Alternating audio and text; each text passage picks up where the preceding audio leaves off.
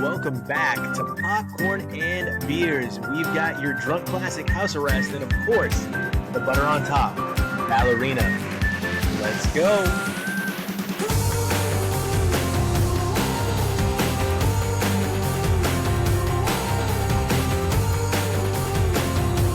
And it is time again for your dog groomers, sisters, brothers, aunties' favorite podcast, Popcorn and Beers, where some use tomatoes and others use thumbs. We use the stuff that gets you drunk. RC Cola, oh my God.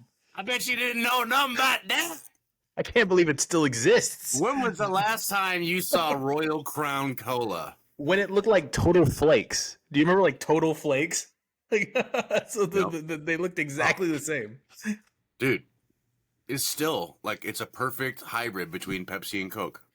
Right in the middle, lands right in the middle. I'm drinking just to get in the spirit because not next week's show, but the week after that show will be our first show from Germany. I've always promised our audience we are recording all over the world, and we really are. And we'll see where my next career path takes me. Who knows? Maybe I'm going to be doing this on the road again. You know, when I used to pop in from hotels. He's going to start an OnlyFans. This is Polliner, it looks like. How would you pronounce that in German? I know it's Hefeweizen. I bet you're pretty close. Yeah, I think so, right? Yeah. So it's a Munich wheat beer just to get in the spirit and see where things take us. I don't know. I like a wheat time machine. Man. Put a little citrus in there. Yeah, probably a little citrus wheat. Let's take a sip for the audience. Let's see. It's actually really smooth, man. There is a little citrus. Wheat beer. All right. So we had Ballerina as our butter on top this week, which is another entry into the John Wick saga, the John Wick franchise. And Josh, this movie was slamming salmon. This movie was great. It was great. This movie was amazing, like from beginning to end. It is John Wick is now the poster, the pillar for action franchises. Like, it's not crazy. I mean, it's a little crazy, right? When they do the samurai fight inside the hotel or whatever. But they're not going to space like Fast and the Furious. They're not doing some... You got to wait a few more sequels for that one. John Wick. Where do we take it next? Jupiter?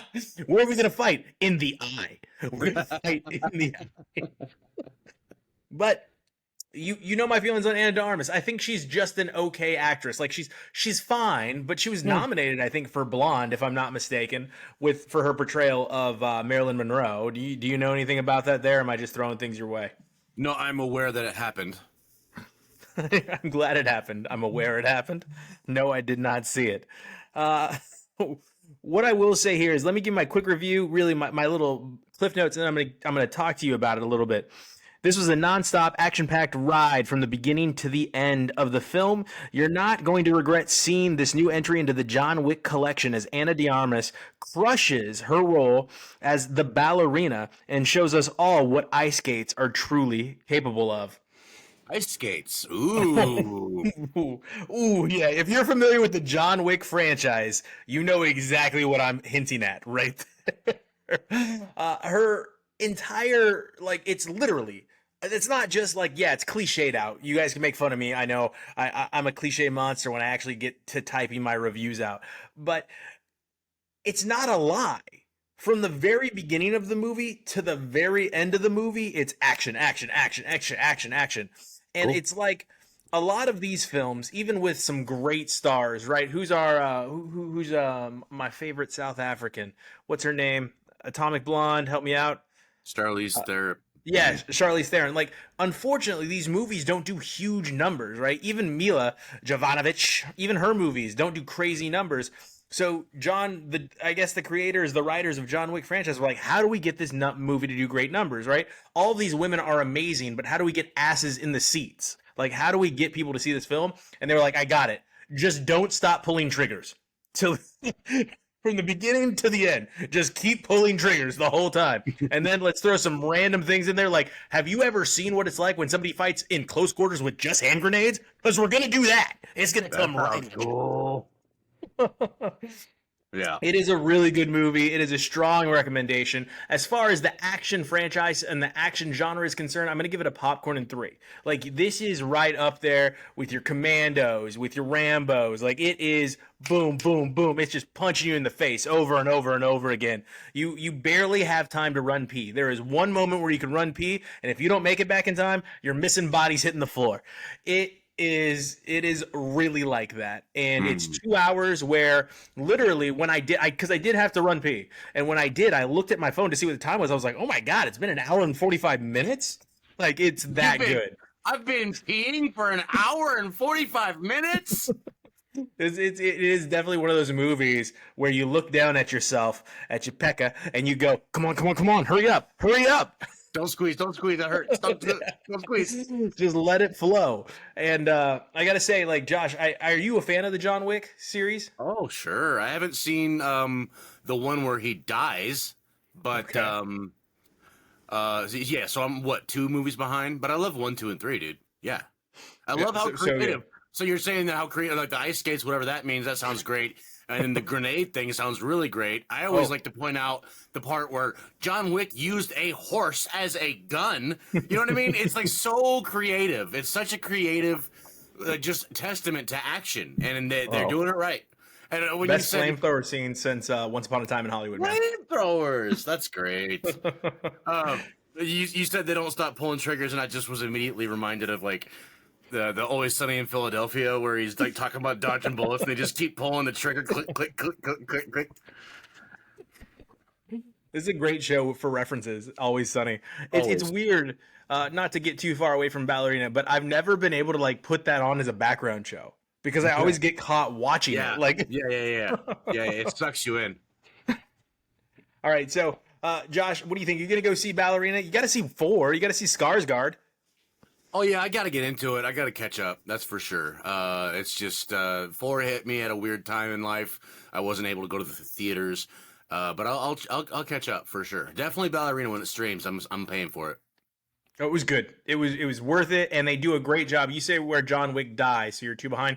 I will say they addressed that situation very, very well. It was very artistic and creative the way they addressed that, so as not to take away from Ana de Armas's or the Ballerina shine. Like, it kept it where it should be.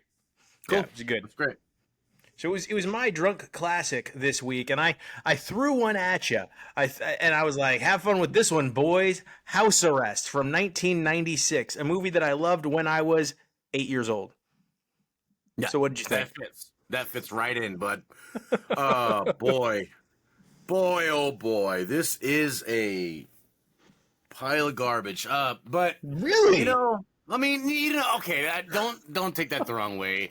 It's just I'm gonna take one of your lines. This movie was not for me because I'm 39 years old, and I just kept lamenting over the logistics of the movie. Like, there's no shower in that basement, dog. It's been 4 days. They're eating nothing but Cap'n Crunch with syrup on top. Like, what is happening? Like, they're all sharing a toilet, and they went over those logistics, but they weren't great. All we have is a towel and someone singing the Grapes of Wrath song or whatever. Oh, boy. There's also a scene where a couple of the couples clearly hooked up. Yeah, which is hilarious because, I always love the scenes in shows or movies or whatever when, like, someone gets pulled aside and, like, we're having a little private conversation. But you can see, like, the person who's not supposed to be listening is 3 feet away. You know what I mean? Happens a lot in sitcoms. Like, this is a small room. We can hear you, but whatever. That's what I was thinking. I was like, you can definitely hear what's going on. Yeah. Anyway, but okay, so you saw this when you were 8. If I had seen this when I was 8, or time wise, I'd be 9 or 10. I would probably like it. This is a movie that was for me back then. This is a kid movie.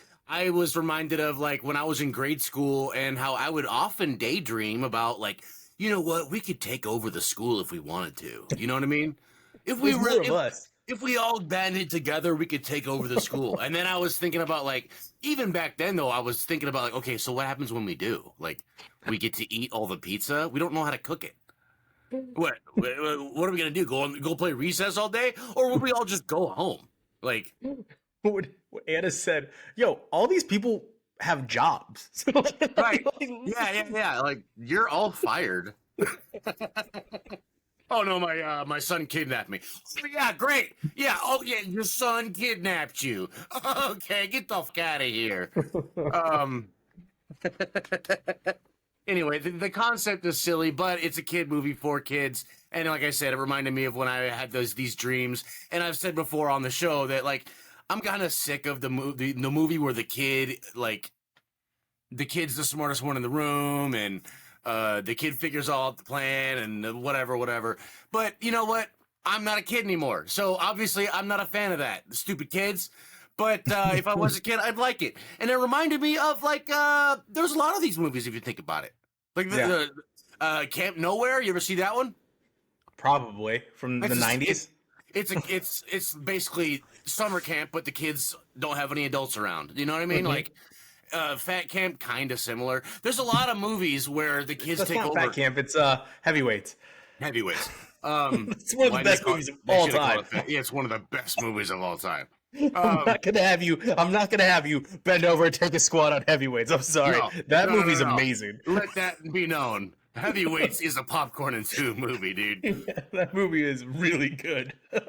But anyway, that was an era where that happened a lot. Like, the kid figures it out, and it wasn't exclusive to this, like, 5-10 year period.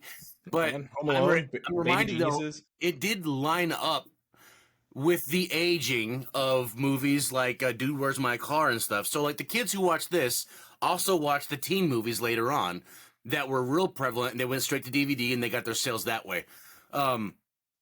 It's like marketing geniuses were following our generation, like, precisely. They're gonna love this. You know what I mean? Like, I'm tempted to, like, consider writing a paper about it. You know what I mean? Like, they followed our generation all the way up. Yeah. Anyway, back to the freaking movie. It's fun, you know. It's hijinks. It's silly. The logistics are stupid. Like, it's stupid. It's been days. How did they get the basement done in 2 hours with cement? With what cement? As a grown adult, I don't care unless you have a gun trained on me. I'm charging you, kid. Yeah. I don't care if you have an electric stick. Like, I'm coming at you. I don't know. The whole thing was silly, but it was fun. What lesson did we learn? I don't really know. Like, oh, our families should be together. That's all weird. Especially considering that they kind of, like, came at them like adults. I'm a child of divorce. My parents sat me down just like they did. Like, hey, we're just, it's not going to work out. Like, okay. You know, and that's not. No, these kids said, no. No. We're going to make you poop in front of strangers. This is a popcorn movie. It was really fun to see Jennifer Love Hewitt so young, and, like, she was a no-name at that point. And this kid who's clearly 5 years younger than her he bags her somehow. Like, Kyle Howard was the actor's name. They go to, in the end of the movie, he goes to Hawaii with Jennifer Love Hewitt. Okay. Yeah. This is a popcorn movie, but it's not terrible. It's really not terrible. The music was interestingly bad. It's very 90s, man. Very 90s. Like adjacent to Huey Lewis. It wasn't Huey Lewis. It was adjacent. You know what I mean? Which is even worse. It's like the Spin Doctors and Better Than Ezra. Like, there's a lot of that going on. Yeah. I can't even like the Remy Zero and stuff play. But no, like, check it out.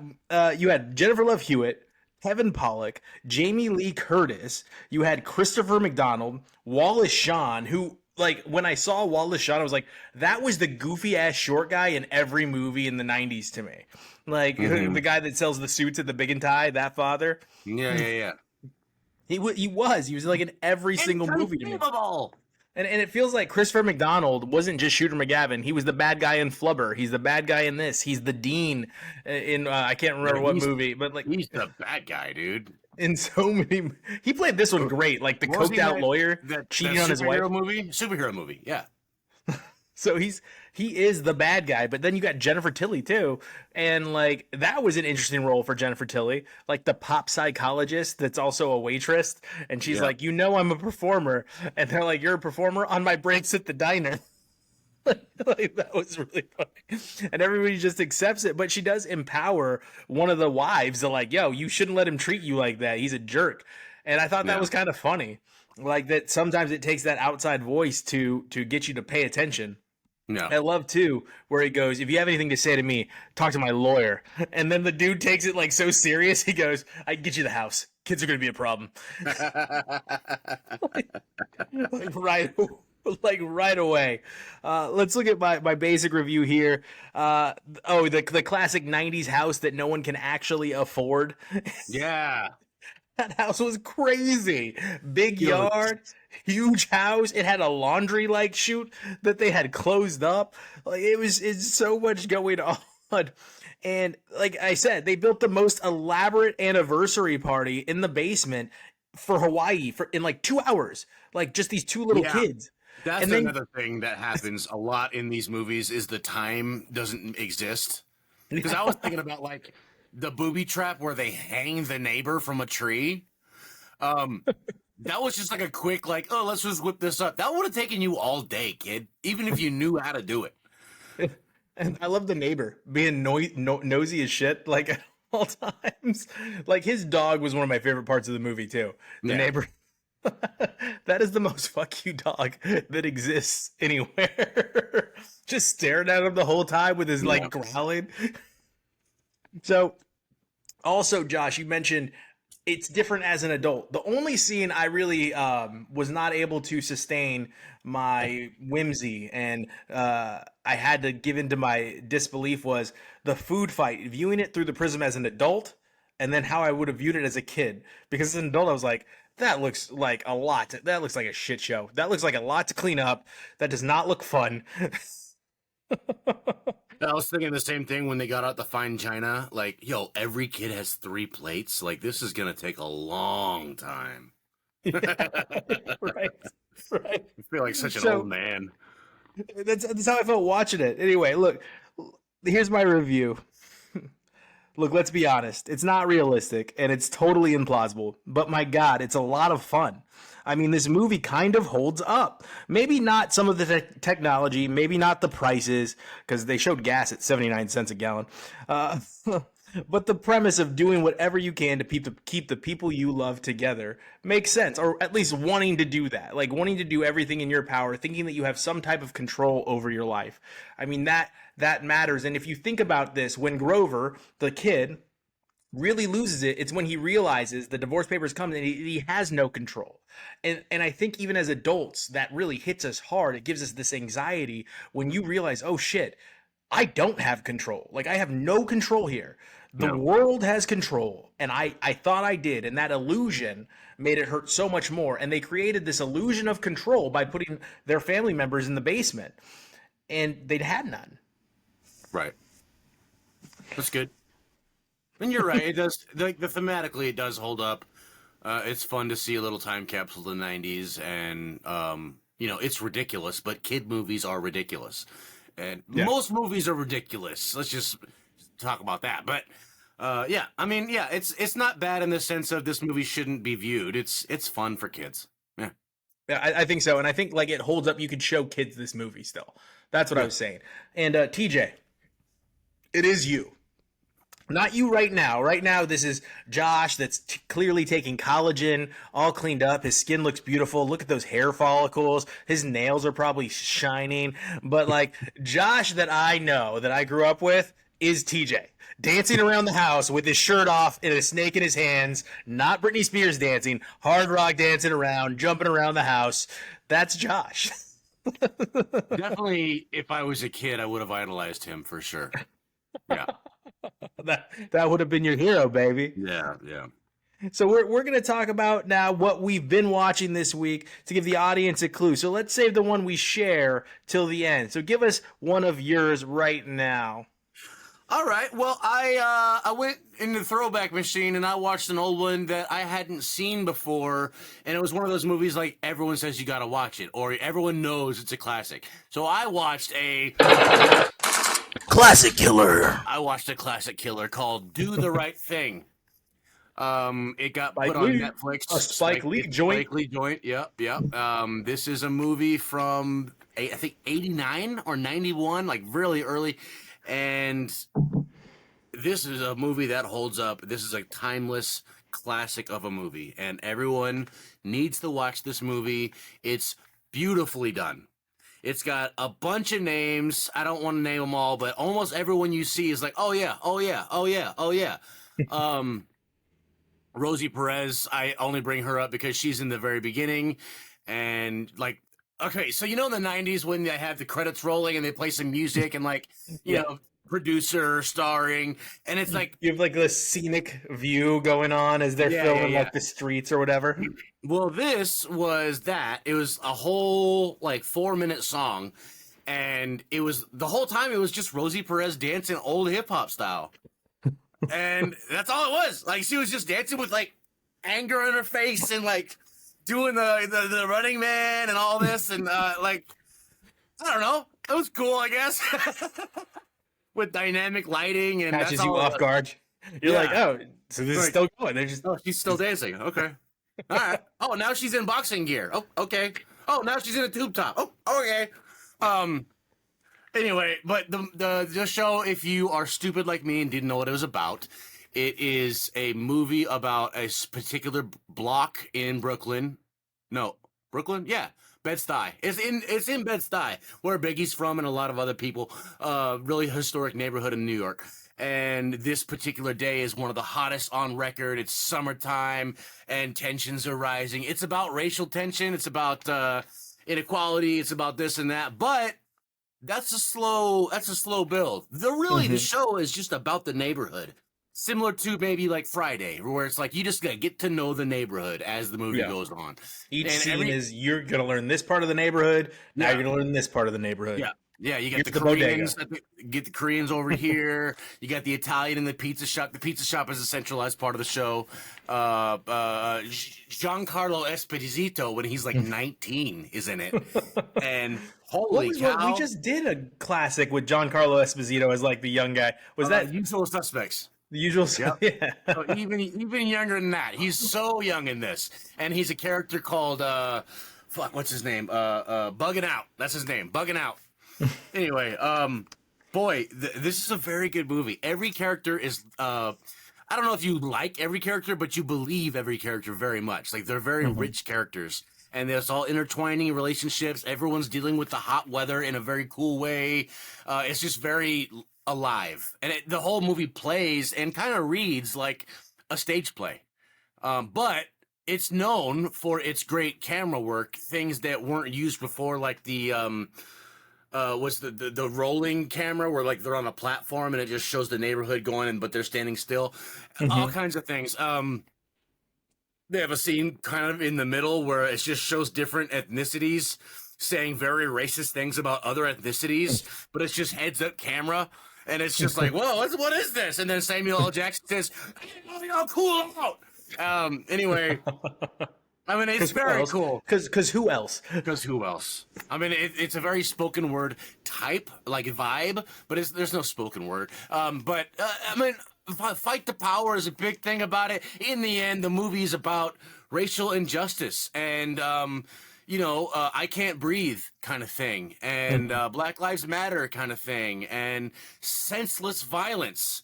The movie ends with a quote from Martin Luther King saying, "I think violence is the way to not make it."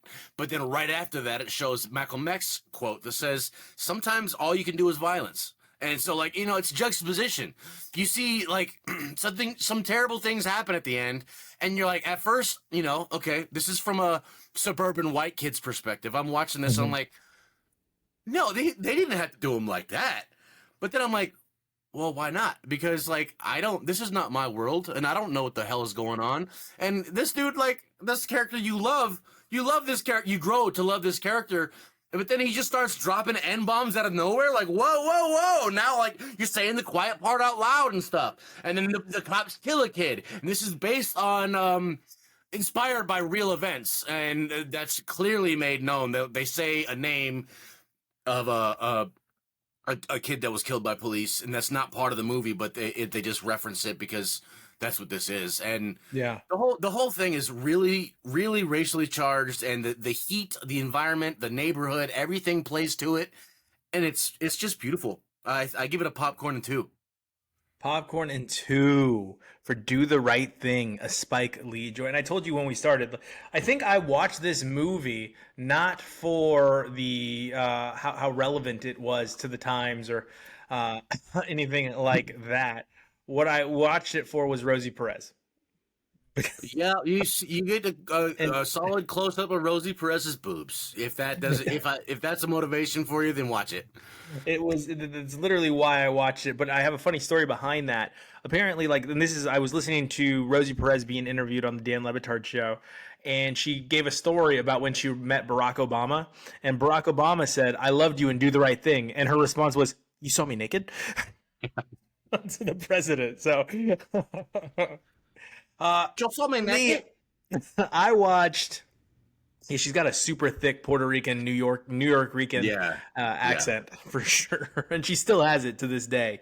But I watched something that Jordan has already reviewed for us. I finished The Rehearsal season 1 because it's kind of slow time, and I'm looking for something to throw on while I'm doing stuff, writing notes or anything like that. I'm looking at expanding my abilities as far as my career is concerned, so I need something in the background because ADD because I'm a millennial, and I put on The Rehearsal, and you do get distracted by this show because he is so awkwardly distracting, and I don't know that Jordan's review gave it quite the justice. He talked about some of the smaller skits, but the long skit, the slow burn, is so incredibly awkward. I think he briefly touched on how it seriously impacted one of the kids. It gets so much weirder, ladies and gentlemen, as we hit the finale, then it seriously impacted one of the kids and what he does with how it impacted this kid. And really, it's a continuous rabbit hole. It is Alice in Wonderland, where it's like, oh, here's a rabbit hole, and now let's go down this rabbit hole. Ooh, and this leads to this rabbit hole, and we're just going to keep expanding these rabbit holes and keep going down and keep getting weirder and weirder and weirder and weirder. Like at one point, he's living in one of his actors' apartments. It's so awkward, and honestly, if you are somebody that gets skin crawly, I hear next season's even worse. I'm debating even watching next season because a lot of it's about the airline industry and why planes crash. And Oh yeah, I heard that gets real. yeah. So I'm debating that because I saw how deep he gets into it and how weird he actually makes people feel. But he is I don't know if it's an act at all. Seriously. It could be, but if it is an act, he's a great actor. He's one of the greatest actors of our generation because the way he portrays real people that he's studied, it's I hope he doesn't ever meet me because I don't ever want to see myself being portrayed on one of these shows. Is how it was. Overall, I think it is a work of art. I think it's fantastic in that way, but outside of that, let's give it a popcorn and 2 for creativity. And we'll leave it there. So that's my review of The Rehearsal. Let's throw it to you for what you were watching next. I watched a little anime, bud. Okay. Kind of. It's American-made Netflix show, Castlevania Nocturne. Castlevania Nocturne. Season 1. There's a season 2 out now, and I think maybe they're working on season 3. However, I've heard some problematic things about the creators, so maybe not. Castlevania is a video game.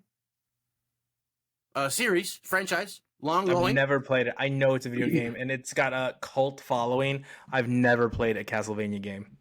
It's got a cult following for a reason. It's very good. It is one of the architects of a certain type of game. Metroidvania is what they call them. So Metroid with Castlevania together is a genre of game now. And it's been around since Nintendo, I think. The original Nintendo.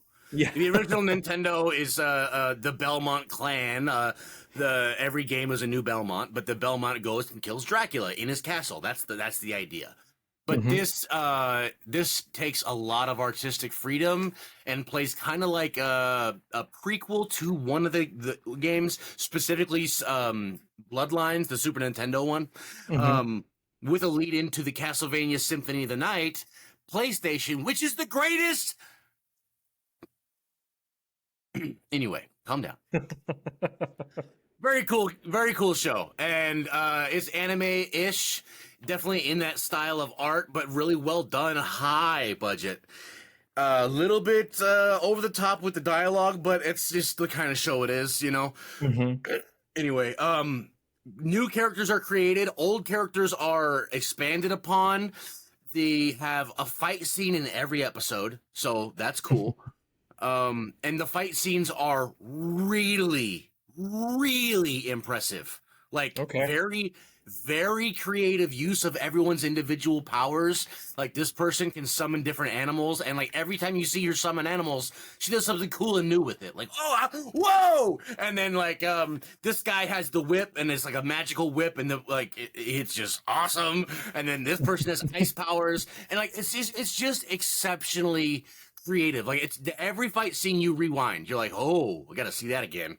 That was cool. Really well done. Really well done. As far as the storyline goes, the whole thing is seems like a preamble to season 2. It is horrific. Horrifying. There's vampires and torture. It takes place in Castlevania? A French island. It's a French-ish island during the Revolution when heads are getting cut off. And, so during so while Hugh Jackman is singing, this is going on as well. Yes, while Hugh Jackman is singing, this is happening.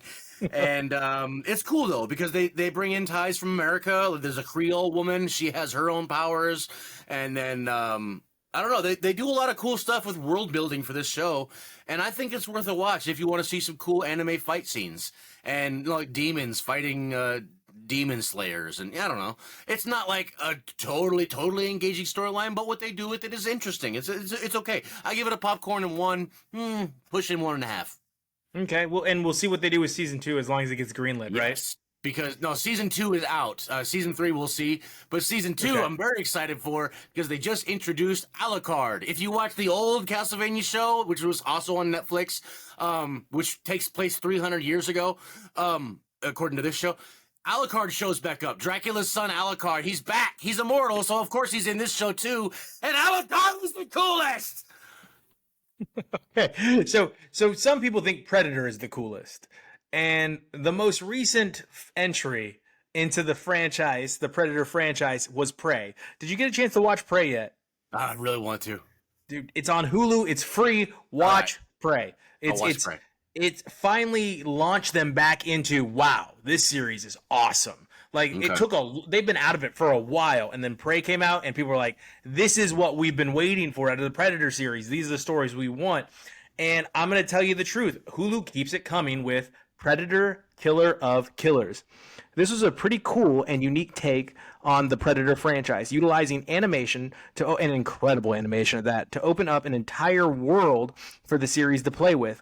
As Predator, Killer of Killers takes you through time and its own unique version of what the Predators do as far as the hunt is concerned. It's a great way to introduce you to new Predators and new heroes. So it's shot in three sections, leading to a bing bang boom finale section, and it's shot in The Shield. So I'm not gonna spoil anything. I'm gonna tell you The Shield. If you ever wanted to see what it was like for Predators to go up against Vikings, that's the first part, is The Shield. Predators versus Vikings. Then you have The Sword, which is that's Predators. Cool. Yeah. Then you have The Sword, which is Predators going up against samurai and ninjas. So that's the next one. Then The Bullet, not my favorite. The Bullet takes place during the World War, and it is, if you ever wanted to see the Predators involved in a dogfight, because Predators dogfight too, you get that in Predators The Bullet. So you have And all of these things mean something, by the way. All of these things mean something as you get to the finale, and it leads to something.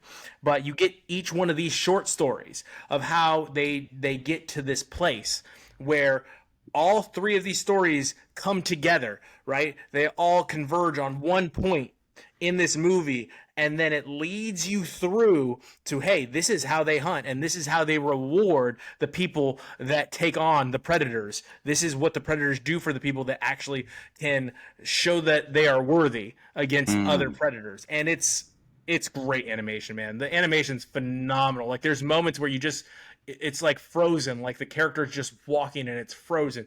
There's nothing but the character's movement and the lines that are etched on it. It makes it look so real, so unique. Like there's fingertips moving as they're walking.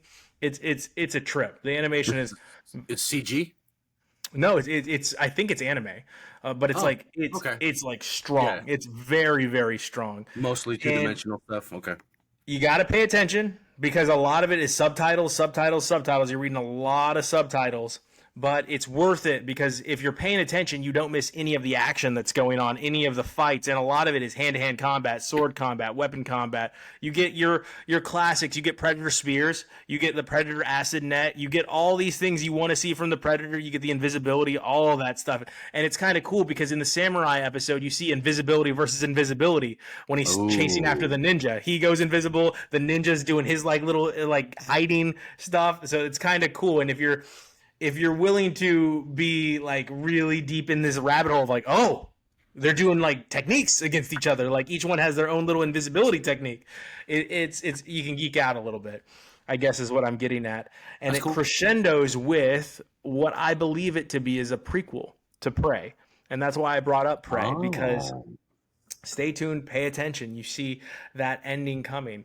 So if you're a fan of the Predator franchise and you're a fan of anime and really understanding how far animation can take your favorite characters, your favorite comic book heroes, your favorite comic book characters, then this is going to be for you because it really pushes the bar of what's possible because it is animation. So we're going to give Predator, Killer of Killers a popcorn and 2. Popcorn and 2? Popcorn and 2 for Killer of Killers. Do you want to talk about Tires a little bit? Tires season 2 came out. Okay. So, all right, yeah, little Tires. Surprise come out for me. I didn't know it was coming. I knew that another season was coming, but I didn't know it was, yesterday? So I watched the whole season like 2 days ago. All pretty much one day. And Tires is great. It's season 2.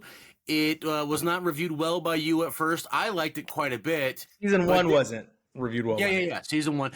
Season 2, they elongate like they do with most shows. They add more episodes in the second season. They fill out some things. They maybe kind of find what their stride wants to be, and they build. And it has a lot of new characters. Not a lot, but they have enough new characters. A cameo here, cameo there. Really good ones. And lots of cameos, actually. Lots of cameos. Actually, lots of them. Like, some of them didn't even make sense. Like, why was Vince Vaughn even there? But sure, it was great. Ron White, Thomas Hayden Church. Yeah, Ron White was great. Thomas Hayden Church, yeah. Man, it was a really great season. I love mainly the dynamic between the two main guys. I forgot his name. I forgot both the names. Will and Shane. Yeah, Will and Shane, the cousins, the two main characters. Their dynamic is just perfect, and I think that's what the show capitalizes on. That's probably why they made the show. Like, we are funny together, and they are. They're just so good at bouncing off each other. Shane is just a great character. I think he's one of the great characters of all time. Perhaps he's in the running at least. And I don't know, fully entertaining movie. This is comfort show material all day long. I say popcorn and. Oh, I call it popcorn and 1 for sure.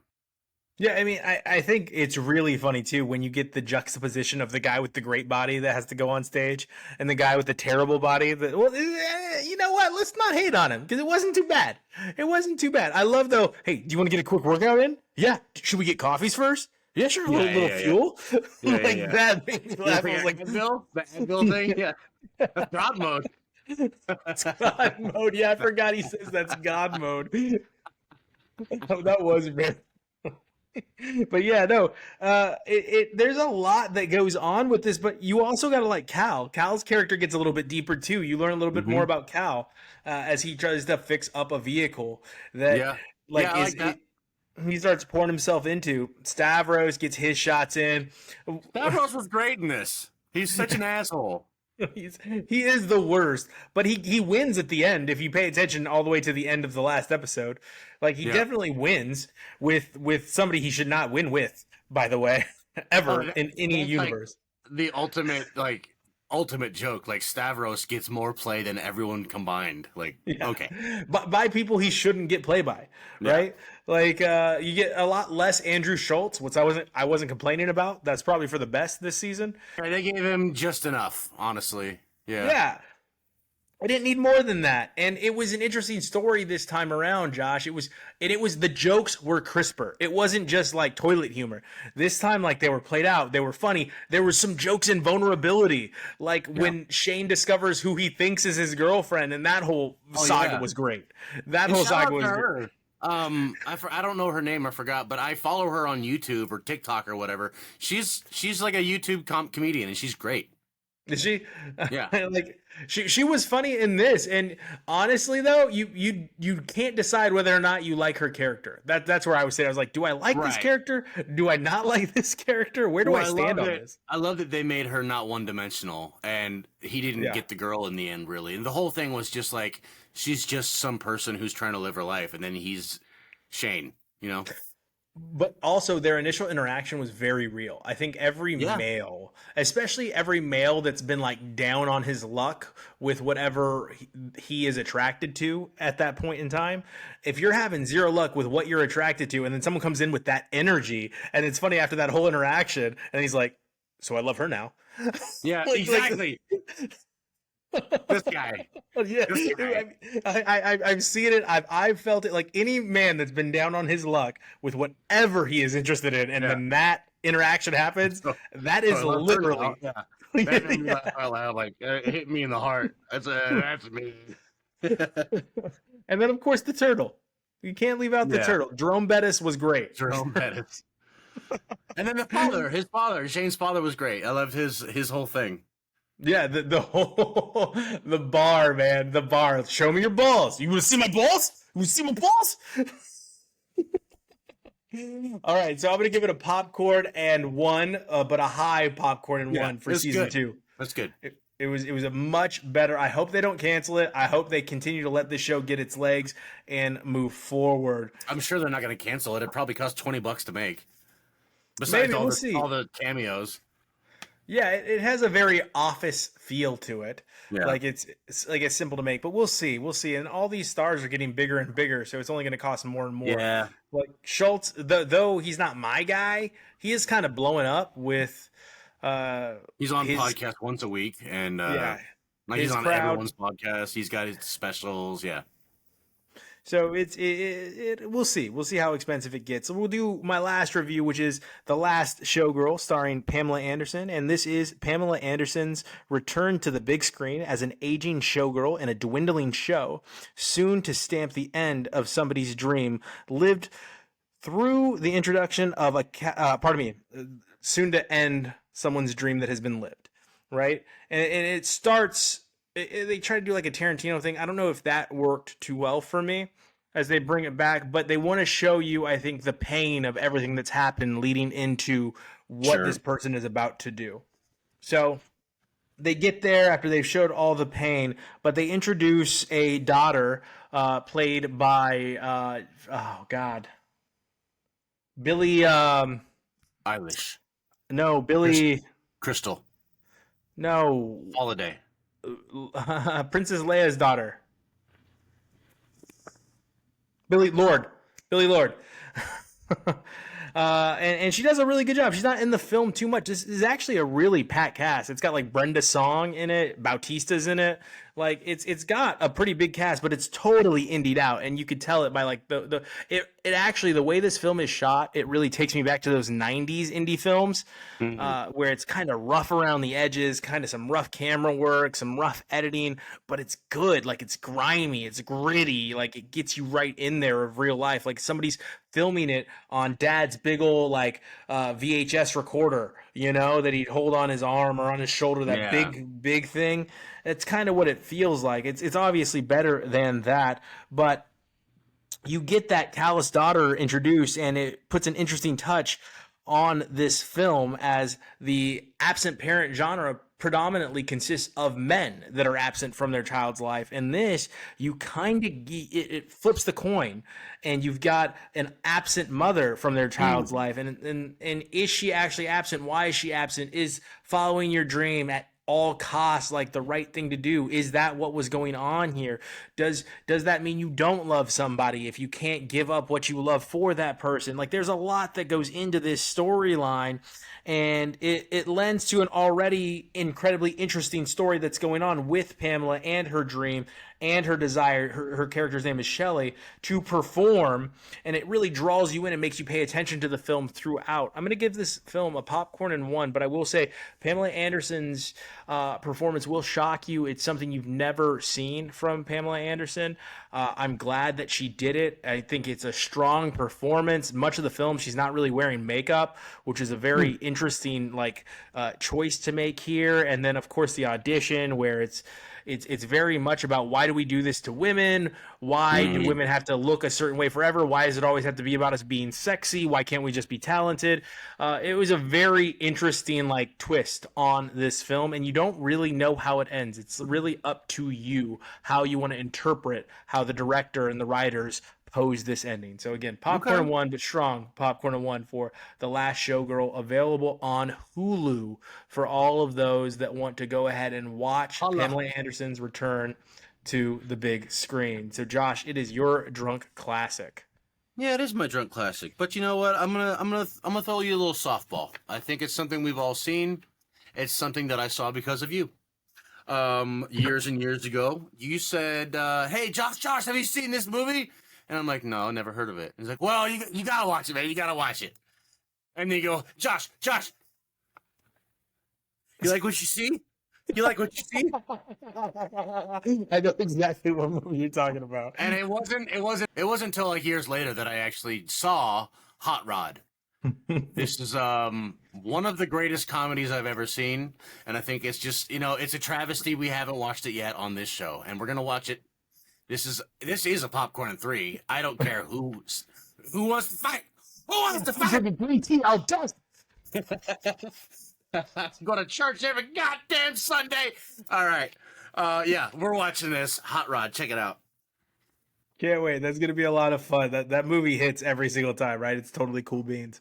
But we're going to go ahead and watch a live action movie that you were crushing Jordan about not seeing the animated version of for our Butter on Top this week. We're going to go see How to Train Your Dragon as a couple of grown-ass men, one of which really wanted to confirm that he was 39 today watching House Arrest. So let's go ahead. Let's take a look at How to Train Your Dragon, the live action film. Let's see if this one can stand the test of, is it better than the animated one? Is it at least equal to the animated one? We're going to figure that out together. It's going to hold up. You think so? Yeah, it's going to hold up. I know one the place only thing that's not going to hold up is the homegirl's wig. I don't know what's going on with that, but whatever. Well, I know one place where we're all going to find out. It's going to be at the theaters. Audience, you bring the popcorn. We got the beer. See you next week.